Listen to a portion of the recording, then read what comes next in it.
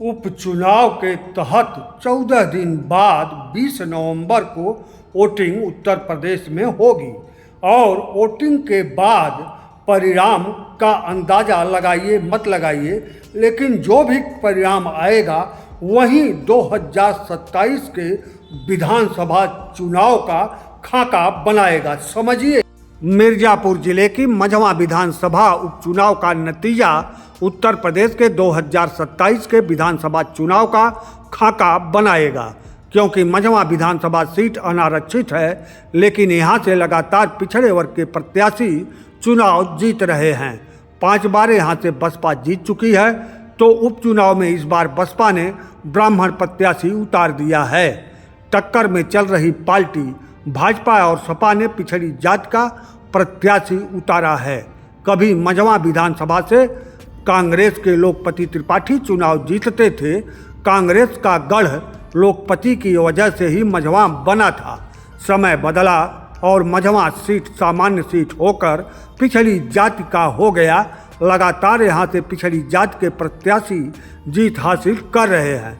जातीय गणित देखिए, मझवा विधानसभा की देखिए, ब्राह्मण 60,000 वोट हैं, दलित 60,000 वोट हैं, बिंद भी 60,000 वोट हैं, खुशवाहा 30,000 हैं, पाल 22,000 हैं, राजपूत 20,000 हैं, मुस्लिम 22,000, पटेल 16,000 वोट यहाँ है।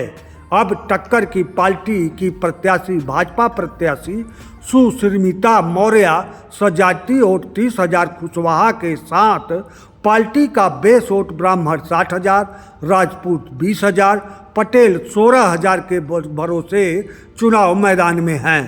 तो सपा की प्रत्याशी ज्योति बिंद सजातीय वोट बिंद 60,000, 22,000 मुस्लिम के साथ कुछ हजार वोट यादव के भरोसे चुनाव मैदान में हैं।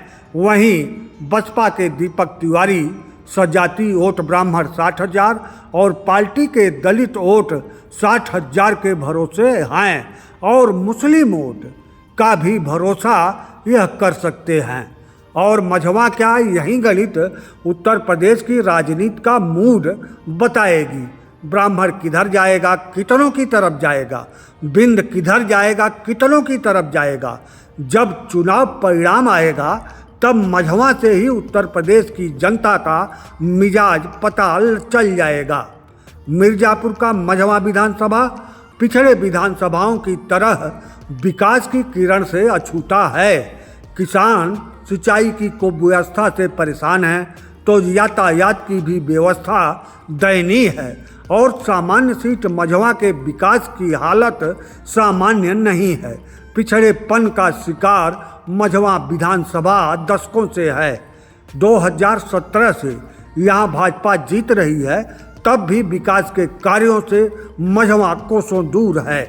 मझवा विधानसभा के वोटर हिंदुत्व और पीडीए फार्मूले का भी असर बताएंगे, तो बसपा के मायावती को सोशल इंजीनियरिंग का भी पोल खोलेंगे। मझवा विधानसभा पहले से भी सपा प्रत्याशी ज्योति बिंद के पिता रमेश बिंद की विधायकी देख चुकी है, तो भाजपा की प्रत्याशी सुमिता मौर्य की भी विधायकी देख चुकी है। सुचित्रा मौर्य के ससुर भी भाजपा से विधायक यहाँ के रह चुके हैं। मझवा विधानसभा के ब्राह्मण बिंद और दलित वोटर सर्वाधिक चले गए हैं और उपचुनाव में यही समूह कुछ अलग गुल खिलाएगा। वह गुल क्या होगा, यह परिणाम आने के बाद पता लगेगा। फिलहाल मझवा में दाव ज़्यादा भाजपा और सपा पर ही लगाया जा रहा है। समझना होगा, वोटिंग शेयर मार्केट के तरह हर बार गोता नहीं लगाता। यहीं मझवा विधानसभा की जातीय गणित हिंदुत्व के और पीडीए के फार्मूले का भी पैमाना तय करेगा। परिणाम के बाद देखिएगा, तमाम चुनावी रणनीति के जानकार अपना अपना तर्क परोसेंगे। पीडीए और हिंदुत्व को ही चुनाव का मुख्य मुद्दा 2027 में राजनीति के धुरंधर बनाने वाले हैं और इस मुद्दे का पूरा असर मझवा विधानसभा चुनाव परिणाम में क्या हुआ यह देखने की चीज है। और अंत में अंतिम बात भी सुन लीजिए, चाहे धर्म के नाम पर, चाहे जात के नाम पर, बंटती तो जनता ही है।